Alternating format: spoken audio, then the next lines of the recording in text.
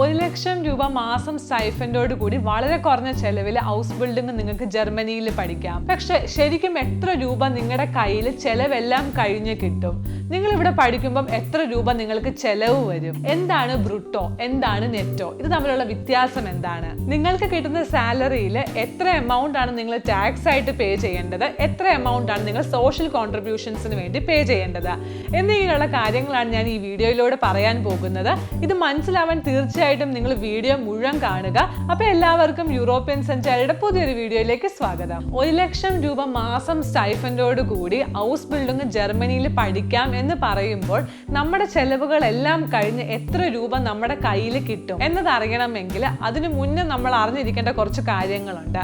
അതെന്താണെന്ന് ഉള്ളതാണ് ഞാൻ ഇനി ഓരോന്നായിട്ട് പറയാൻ പോകുന്നത്.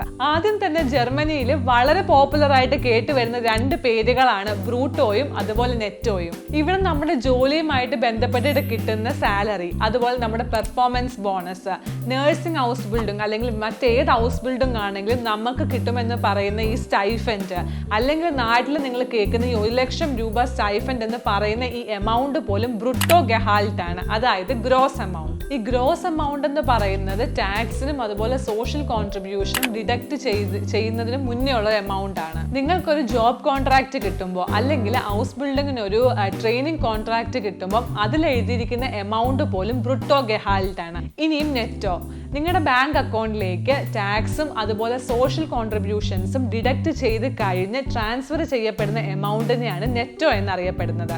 ഇതാണ് ശരിക്കും നിങ്ങളുടെ കയ്യിൽ കിട്ടുന്ന പൈസ. എത്ര എമൗണ്ട് ആണ് നമ്മൾ ടാക്സ് ആയിട്ടും സോഷ്യൽ കോൺട്രിബ്യൂഷൻസ് ആയിട്ടും പേ ചെയ്യേണ്ടത് എന്ന് പറയുന്നതിന് മുന്നേ നമ്മൾ അറിഞ്ഞിരിക്കേണ്ടത് ആരൊക്കെ എപ്പോഴൊക്കെയാണ് ഈ ടാക്സും അതുപോലെ സോഷ്യൽ സെക്യൂരിറ്റി കോൺട്രിബ്യൂഷൻസും അടയ്ക്കേണ്ടത് എന്ന്. ആദ്യം സോഷ്യൽ കോൺട്രിബ്യൂഷൻസ്. ജർമ്മനിയിൽ ജോലി ചെയ്യുന്ന ഏതൊരാളും കമ്പൽസറി ആയിട്ട് അടയ്ക്കേണ്ട ഒന്നാണ് ഈ സോഷ്യൽ സെക്യൂരിറ്റി കോൺട്രിബ്യൂഷൻ.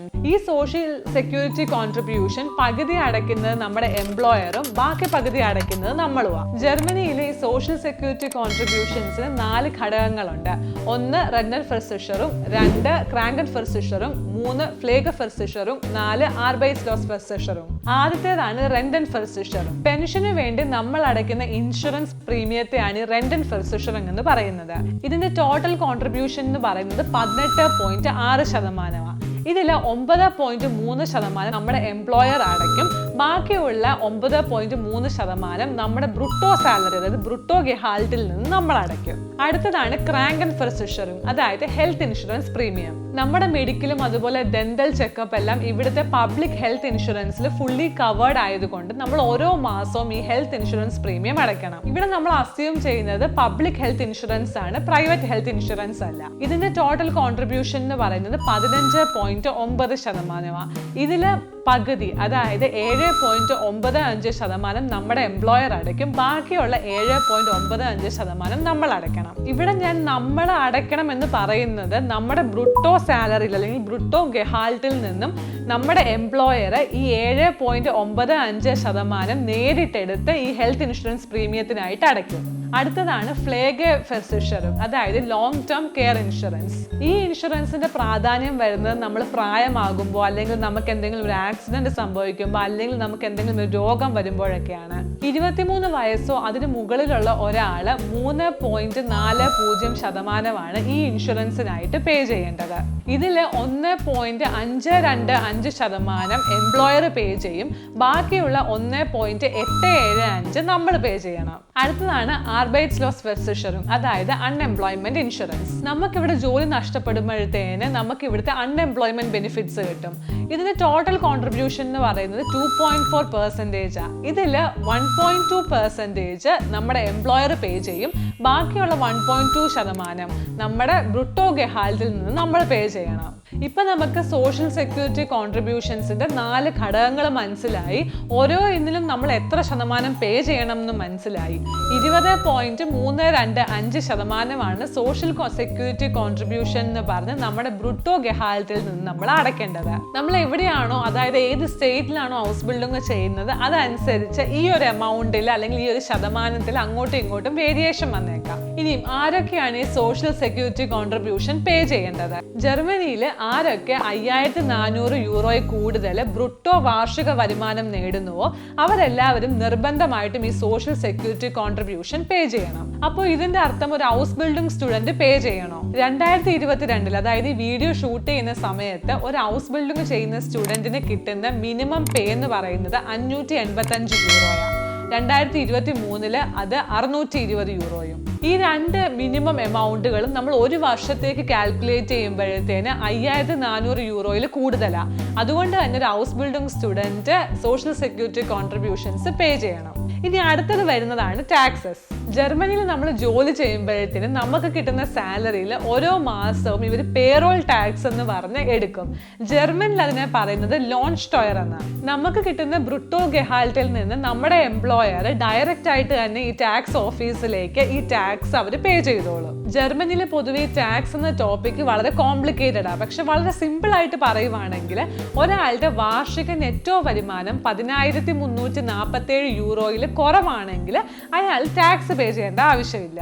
അപ്പൊ ഇത്രയും ഇപ്പൊ മനസ്സിലാക്കി വെക്കുക. അതായത് നമുക്ക് കിട്ടുന്ന ബ്രുട്ടോ ഗെഹാൽറ്റിൽ നിന്നും 20.325% നമ്മൾ സോഷ്യൽ സെക്യൂരിറ്റി കോൺട്രിബ്യൂഷൻ ആയിട്ട് പേ ചെയ്യണം.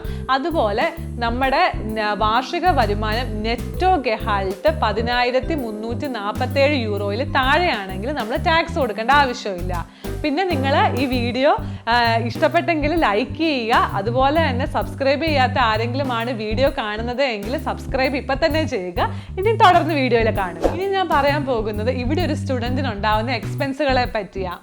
അപ്പം ഈ വീഡിയോയിൽ ഞാൻ പറയാൻ പോകുന്ന ഇനിയുള്ള എമൗണ്ടുകൾ എന്ന് പറയുന്നത് ഇവിടുത്തെ നാഷണൽ ആവറേജ് ആണ്. അപ്പോൾ ഇത് നിങ്ങൾക്കൊരു ഐഡിയ കിട്ടാൻ വേണ്ടിയിട്ടാണ് പറയുന്നത്. ഇത് ഒരിക്കലും ഒരു ആക്ച്വൽ എമൗണ്ട് അല്ല. ആദ്യം തന്നെ നമുക്ക് അക്കോമഡേഷനിൽ നിന്ന് സ്റ്റാർട്ട് ചെയ്യാം. ഇപ്പം ഇവിടെ നിങ്ങൾ ഹൗസ് ബിൽഡിംഗ് ചെയ്യാൻ വരുമ്പോഴത്തേക്കും നിങ്ങളുടെ ട്രെയിനിങ് കമ്പനി ചില കേസിൽ 1 അല്ലെങ്കിൽ 2 മാസത്തേക്കോ നിങ്ങൾക്ക് അക്കോമഡേഷൻ പ്രൊവൈഡ് ചെയ്യാം. പക്ഷേ ഇവിടെ മിക്ക കേസസിലും നിങ്ങൾ തന്നെ വേണം അക്കോമഡേഷൻ കണ്ടുപിടിക്കാനായിട്ട്. നിങ്ങളിപ്പോൾ ഒരു ഷെയർഡ് അപ്പാർട്ട്മെന്റ് ആണ് കണ്ടുപിടിക്കുന്നതെങ്കിൽ ജർമ്മനിയിൽ നിങ്ങൾ ഷെയർഡ് അപ്പാർട്ട്മെന്റിന് പോലും ആവറേജ് കൊടുക്കേണ്ട റെന്റ് എന്ന് പറയുന്നത് 350 യൂറോ ആണ്. ഇതൊരു ആവറേജ് എമൗണ്ട് മാത്രമാണ്. ഇപ്പൊ നിങ്ങൾ വലിയ വലിയ സിറ്റീസിലാണ് താമസിക്കുന്നത്. ഇപ്പൊ ബെർലിന്, മ്യൂണിക്ക്, ഹാംബർഗ്, ഫ്രാങ്ക്ഫർട്ട്, കൊളോൺ, ഇവിടെയൊക്കെ നിങ്ങൾക്ക് ചിലപ്പം ഇതിലും കൂടുതൽ പൈസ ആയിരിക്കും കൊടുക്കേണ്ടത്. ഇത് കൂടാതെ നിങ്ങൾ യൂട്ടിലിറ്റി ചാർജ് എന്ന് പറഞ്ഞ് ഒരു മാസം നിങ്ങൾ 40 യൂറോ പേ ചെയ്യണം. അപ്പൊ നമ്മുടെ റെന്റും യൂട്ടിലിറ്റി ചാർജും കൂടി 390 യൂറോ വേണം നിങ്ങൾ ഒരു മാസം കൊടുക്കാൻ. ഇനി അടുത്ത ചെലവെന്ന് പറയുന്നത് ടെലിഫോൺ ചാർജ്, റേഡിയോ ടാക്സ്, പിന്നെ ഇന്റർനെറ്റ് ചാർജ്. ഒരു ഡീസന്റ് പ്ലാനോട് കൂടിയ സിം കാർഡിന് എങ്ങനെ പോയാലും നമ്മളൊരു ആവറേജ് 8 യൂറോ പേ ചെയ്യണം. ഇപ്പം നമ്മുടെ വീട്ടിൽ ഇന്റർനെറ്റ് കണക്ഷൻ നമ്മുടെ ഫ്ലാറ്റ് മേറ്റ്സിന്റെ കൂടെയാണ് നമ്മൾ ഷെയർ ചെയ്യുന്നതെങ്കിലും നമ്മളൊരു 10 യൂറോ എങ്കിലും ഒരു മാസം അതിന് പേ ചെയ്യണം. ജർമ്മനിയിൽ നമ്മൾ ഒരു ഹൗസ് ഹോൾഡ് ഒരു മാസം നമ്മൾ റേഡിയോ ടാക്സ് ആയിട്ട് പേ ചെയ്യുന്നത് 18.36 യൂറോ ആണ്. ഇത് ഇവിടെ താമസിക്കുന്ന എല്ലാ ഹൗസ് ഹോൾഡുകളും പേ ചെയ്യേണ്ട ഒന്നാണ് ഈ റേഡിയോ ടാക്സ്. ഇപ്പം നിങ്ങൾ താമസിക്കുന്ന ഫ്ലാറ്റിൽ 3 പേരും കൂടിയാണ് നിങ്ങൾ താമസിക്കുന്നതെങ്കിൽ നിങ്ങൾ ഒരാൾ പേ ചെയ്യേണ്ടത് 6.12 യൂറോ ആണ്. ഇപ്പം നിങ്ങളുടെ ടെലിഫോൺ ചാർജും അതുപോലെ ഇന്റർനെറ്റ് ചാർജും റേഡിയോ ടാക്സും ഒരു മാസം നിങ്ങൾ ഏകദേശം 25 യൂറോ വേണം പേ ചെയ്യാൻ. ബാച്ചിലർ സ്റ്റുഡൻസിനെ പോലെയോ അല്ലെങ്കിൽ മാസ്റ്റർ സ്റ്റുഡൻസിനെ പോലെയോ പബ്ലിക് ട്രാൻസ്പോർട്ടേഷൻ ഇവിടെ ഫ്രീ അല്ല ഹൗസ് ബിൽഡിംഗ് ചെയ്യുന്ന സ്റ്റുഡൻസിന്. അപ്പം നിങ്ങൾ താമസിക്കുന്ന സ്ഥലത്ത് നിന്ന് ഇപ്പം നിങ്ങളുടെ ട്രെയിനിങ് കമ്പനിയിലേക്കോ അല്ലെങ്കിൽ സ്കൂളിലേക്കോ നിങ്ങൾ ബസ്സോ ട്രാമോ അല്ലെങ്കിൽ ട്രെയിനോ എടുത്ത് വേണം പോകാനായിട്ട്. പല ട്രാൻസ്പോർട്ട് കമ്പനീസും ഹൗസ് ബിൽഡിംഗ് ചെയ്യുന്ന സ്റ്റുഡൻസിന് ഒരു സബ്സിഡൈസ്ഡ് റേറ്റിലാണ് കൊടുക്കുന്നത്. അപ്പം അതുകൊണ്ട് തന്നെ നിങ്ങൾ ഈ പബ്ലിക് ട്രാൻസ്പോർട്ടേഷന് എങ്ങനെ പോയാലും ഒരു മാസം 70 യൂറോ പേ ചെയ്യണം. ജർമ്മനിയിൽ ഇപ്പം നമ്മൾ എല്ലാ ദിവസവും ഒരു സ്റ്റുഡൻ്റ് ആയിട്ടിരിക്കും നമുക്ക് വെളിയിൽ നിന്ന് കഴിക്കാനായിട്ട് പറ്റുന്നത് തീർച്ചയായിട്ടും എക്സ്പെൻസീവ് ആണ്.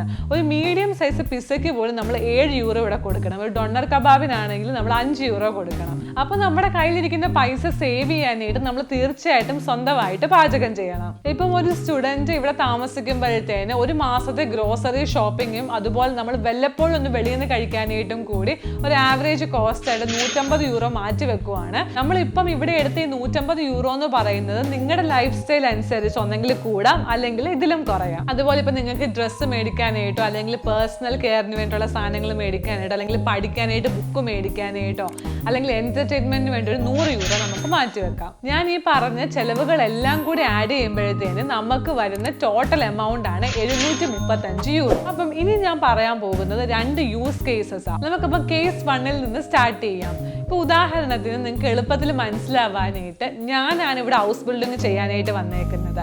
അപ്പം ലക്ഷ്മി ഇവിടെ ഹൗസ് ബിൽഡിംഗ് ചെയ്യാനായിട്ട് വരുമ്പം ലക്ഷ്മിക്ക് കിട്ടുന്ന ആദ്യത്തെ വർഷത്തെ സാലറി എന്ന് പറയുന്നത് ജർമ്മനിയിലെ ഹൗസ് ബിൽഡിംഗ് ചെയ്യുമ്പോൾ കിട്ടുന്ന നാഷണൽ ആവറേജ് ആണ്, അതായത് 987 യൂറോ. അപ്പം ലക്ഷ്മിക്ക് ഒരു വർഷം കിട്ടുന്ന എമൗണ്ട് എന്ന് പറയുന്നത് ഈ 987 × 12, അതായത് 11,844 യൂറോ.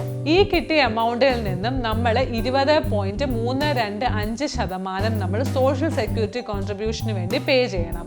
അപ്പം ഈ 11,844 യൂറോയിൽ നിന്നും അതിൻ്റെ 20.325% നമ്മൾ സബ്ട്രാക്ട് ചെയ്യുമ്പം നമുക്ക് കിട്ടുന്ന എമൗണ്ട് ആണ് 9,437 യൂറോ.